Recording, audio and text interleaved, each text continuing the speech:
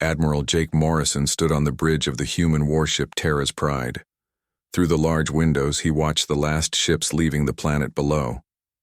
The planet was called New Hope, and it had been home to 3 million humans for 30 years. The Galactic Council had just given this world to the Zephyrians. They said it was for peace in the galaxy. Jake had heard this excuse 7 times before. 7 human worlds given away in 2 years. 7 times the Council said human lives did not matter as much as alien politics. Commander Lisa Bennett walked up to Jake. Her face was tired and angry. She carried a datapad with numbers on it. "Admiral, the final count is in," she said. 15,000 people died during the evacuation. Most of them were children and old people who could not get to the ships fast enough. Jake closed his eyes. The Zephyrians had given humans only 3 days to leave New Hope. 3 days to abandon a world they had built from nothing. 3 days to pack up 30 years of life and memories. "The Zephyrians are already landing on the surface," Lisa continued. "They are taking over the cities we built, the farms we grew, the schools where our children learned. Everything we worked for is now theirs." Jake opened his eyes and looked at the planet one more time. Green fields and blue oceans that humans had created from a dead rock. All of it gone because the Council wanted to keep the Zephyrians happy. Back on Earth, President Kate Sullivan stood before the United Earth Assembly. The building was full of angry voices. Representatives from every human world were shouting about the loss of New Hope. "My fellow humans," Kate said, and the room became quiet. "For 150 years we have been part of the Galactic Council. We joined because we wanted peace. We joined because we believed in working together with other species." She paused and looked around the room. "But what have we gained? Every time there is trouble in the galaxy, we are the ones who must give up something. Our worlds, our people, our children. We are always the sacrifice that keeps the peace." The room was completely silent now. Everyone knew she was right. When the Altarians and Vegans went to war, who did the Council ask to give up their trade routes? Humans. When the hegemony needed new territory, whose colonies did they take? Human colonies. When pirates attacked shipping lanes, who did the Council send to fight and die? Human soldiers. Kate's voice grew stronger. "And what thanks did we get? They call us newcomers. They say we are too young to understand galactic politics. They treat us like children who should be grateful for any scraps they throw our way." She held up a datapad. "Yesterday I received a message from the Council. Do you know what it said?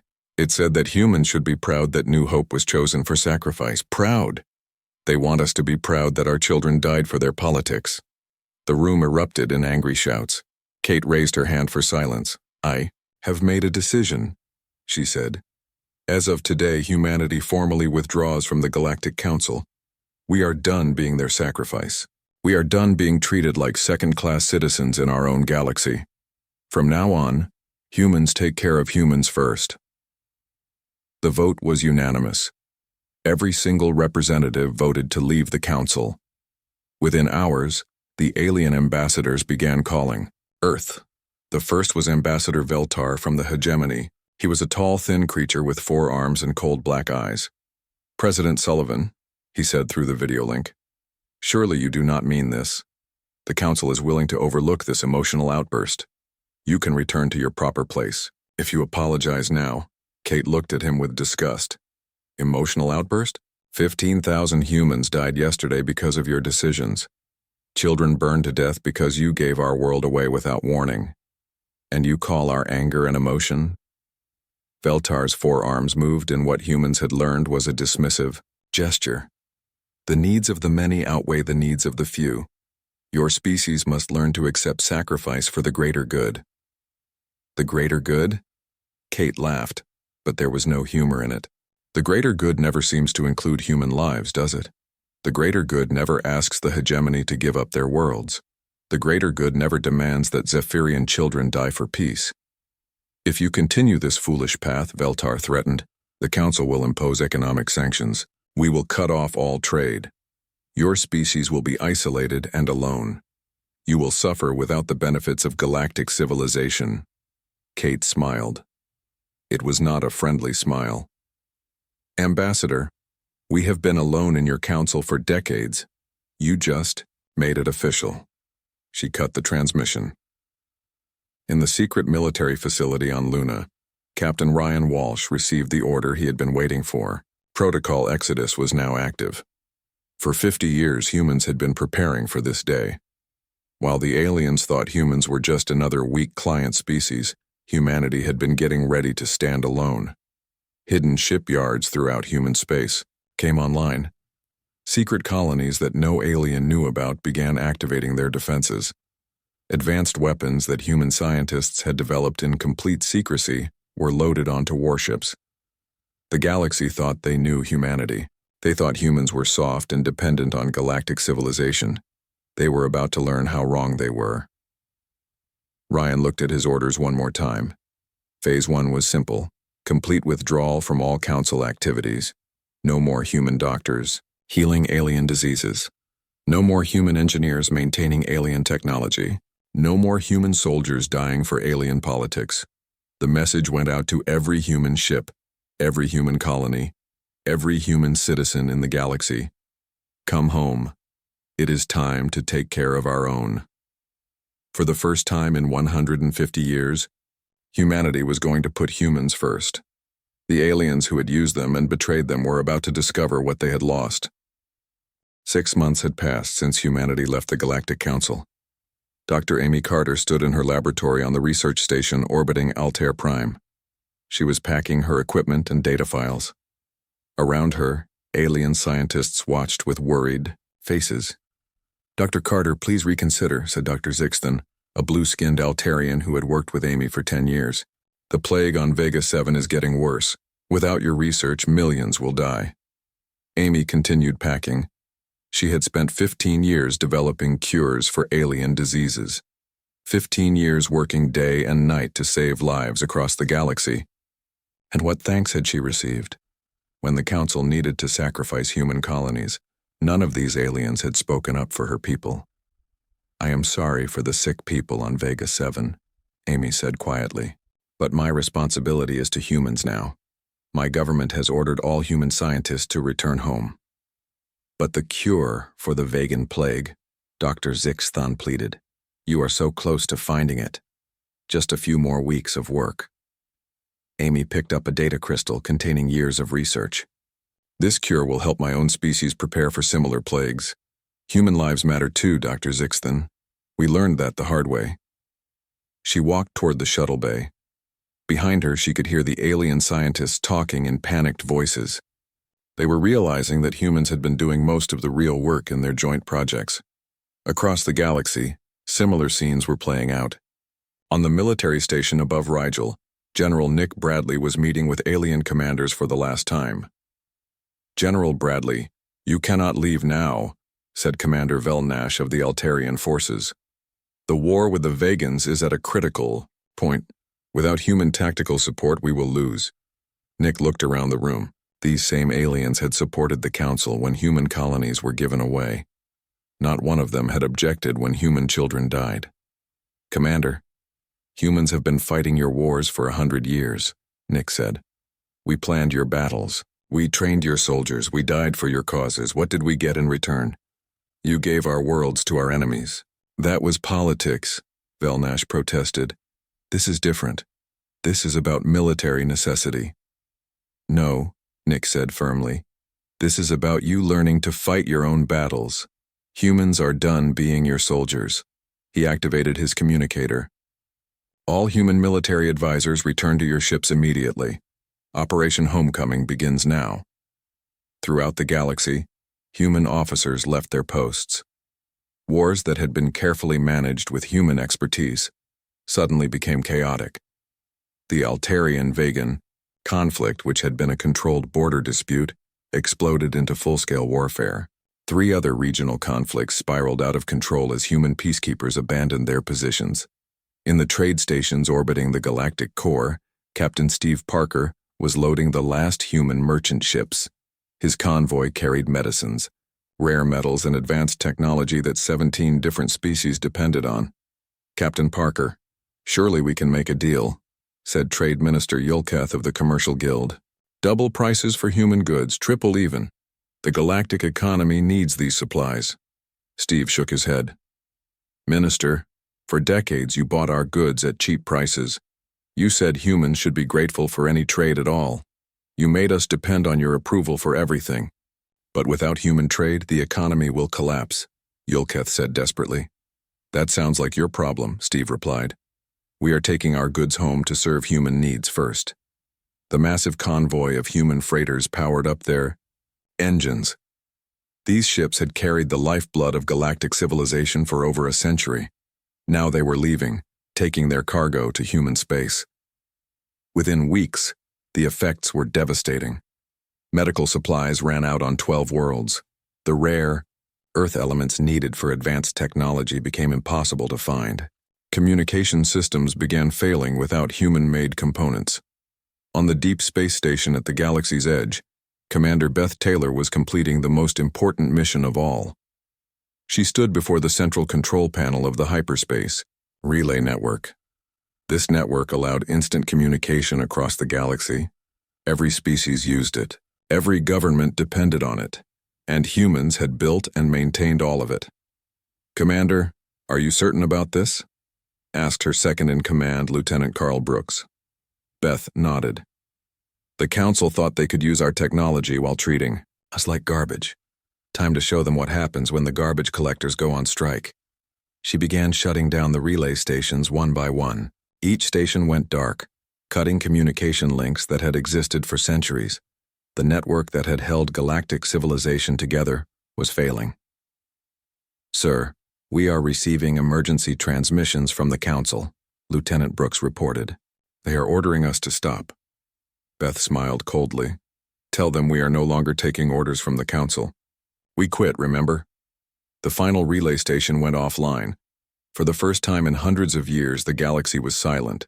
Species could no longer communicate with each other instantly. Governments lost contact with their colonies. Trade negotiations stopped in the middle of sentences. Back on Earth, President Kate Sullivan was reading reports from across the galaxy. Her advisors had told her that humanity's withdrawal would cause problems, but even they had not expected this level of chaos. Madam President, said her chief of staff, we are receiving thousands of emergency communications from Council species. Their economies are crashing. Their wars are out of control. Their governments cannot communicate with each other. Kate looked out the window at the blue Earth below. What are they asking for? They want us to come back. They are offering better trade deals, more representation in the Council, even some of our old colonies back.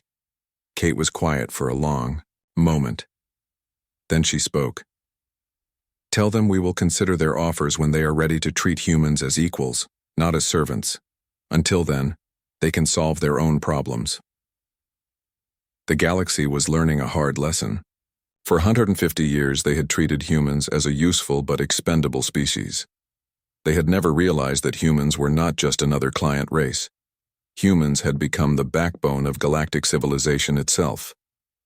Now that backbone was gone, and the galaxy was breaking apart without it. 1 year had passed since humanity left the Galactic Council. The galaxy was in chaos, but the worst was yet to come. On the observation deck of the human colony ship New Colorado, engineer Claire Rodriguez watched the emergency broadcasts from Council space. The Andromedans were coming. Claire had designed the early warning systems that protected the galaxy's outer rim. She had built the defense networks that kept extragalactic threats away. For 20 years, her systems had detected and stopped dozens of Andromedan scout ships before they could enter the galaxy. Now those systems were failing without human maintenance. The first Andromedan attack fleet just destroyed the Rigel defense station, reported Captain Dan Miller, reading from his data pad. 300 ships. The Council forces didn't even see them coming. Claire sighed. She remembered warning the Council about the Andromedans 5 years ago. She had told them these aliens from outside the galaxy were patient, smart, and completely ruthless.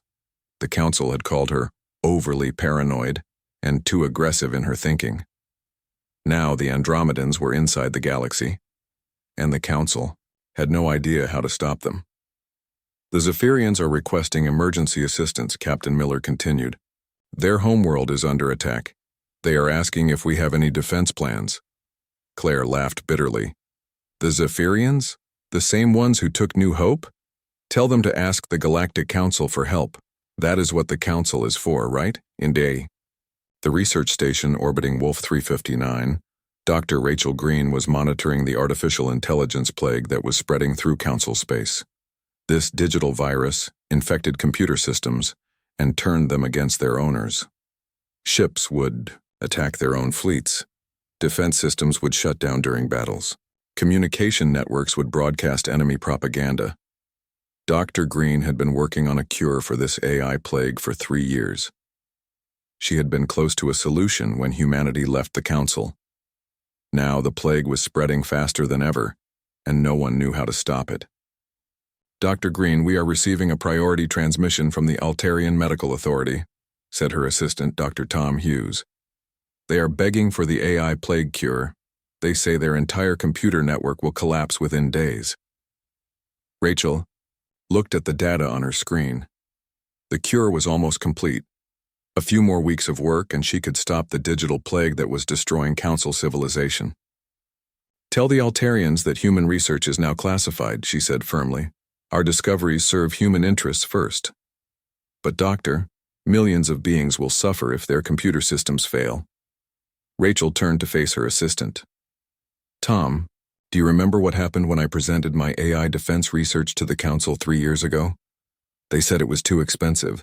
They said humans were being too cautious. They said the AI plague would never be a real threat. She gestured to the screens showing the chaos in Council space. Well, they were wrong. And now they want us to save them from their own stupidity. On Earth, President Kate Sullivan was meeting with her Security Council. The reports from the galaxy were getting worse each day. The Andromedan invasion was expanding. The AI plague was spreading. Several Council species were facing complete economic collapse. Madam President, we are receiving over 1,000 requests for assistance daily, reported Secretary of Defense Paul Brooks. The Council species want our military help, our medical expertise, our technology, everything. Kate looked around the table at her advisors. What is our response? We stick to the plan, said Admiral Jake Morrison, who had returned from his patrol of human space. Fortress Earth remains in effect. We protect our own colonies and let the Council handle their own problems. The Andromedans have not attacked any human territory, added Intelligence Director Maria Santos. Our defense systems are working perfectly. They cannot penetrate our space. Kate nodded. What about the diplomatic pressure? It is increasing, admitted Foreign Secretary Linda Davis. The surviving Council members are calling us selfish and cruel. They say we have a moral obligation to help. Kate stood up and walked to the window. Outside, children were playing in the parks of New Geneva. Human children who were safe because their government finally put them first? Moral obligation? She said quietly.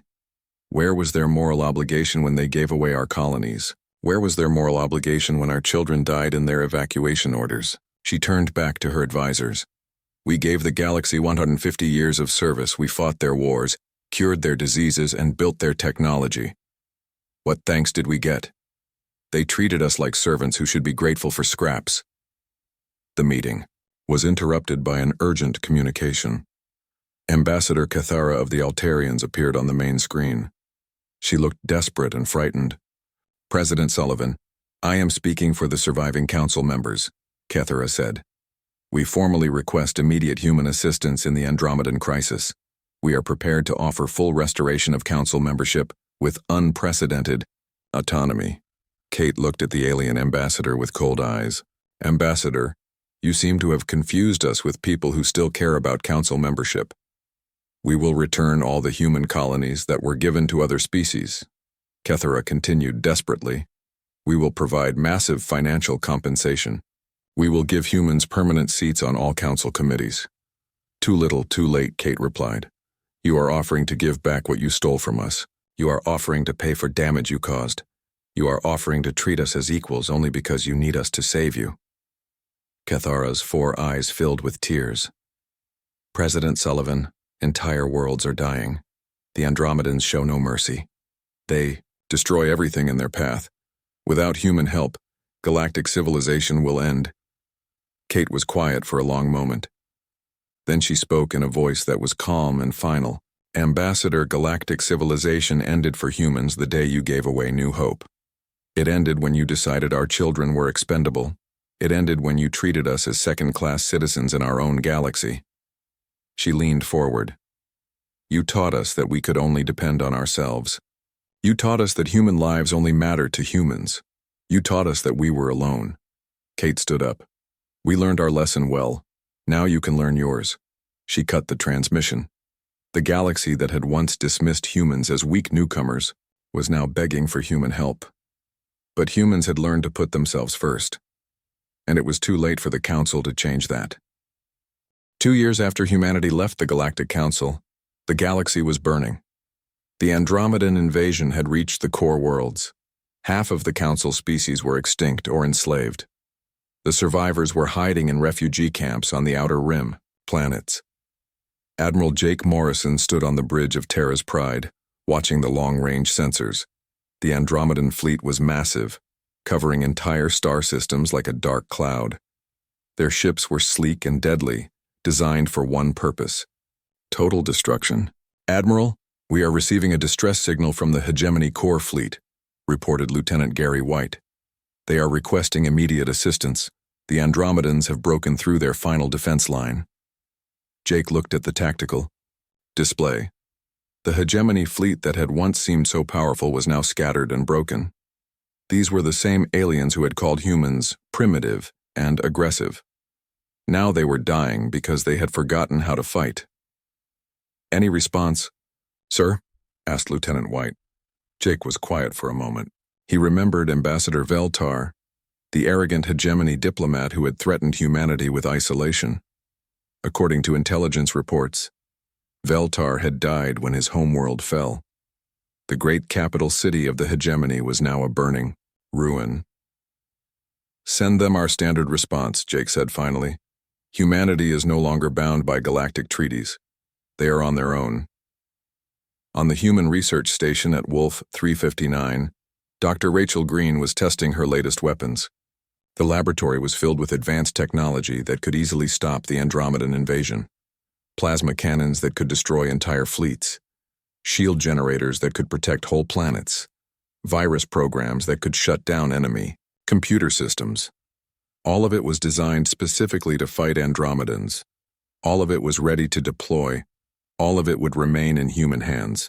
Dr. Green, the Council Science Committee is offering to trade their entire technology database for our anti-Andromedan weapons, said her assistant, Dr. Tom Hughes. Rachel laughed. Their technology database?